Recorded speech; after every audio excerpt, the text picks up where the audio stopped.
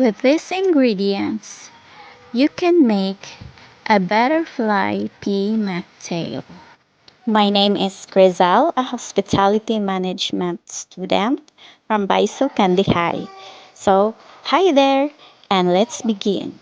First, I'm going to put a small amount of nata de coco from a Mogo Mogo drinks with a bubblegum flavor.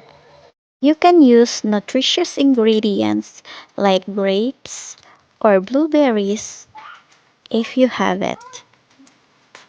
Next, I'm going to add a small amount of tang with a mixed berry flavor.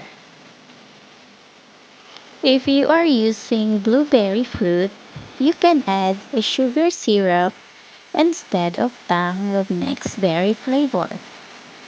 This is because blueberry has its own vibrant color and natural flavor.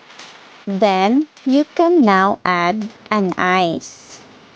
You can use square or round shaped ice if you have for better appearance.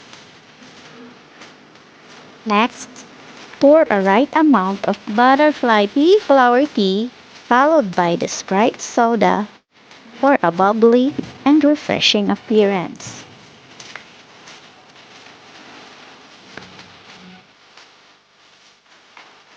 And here it is. Ta-da!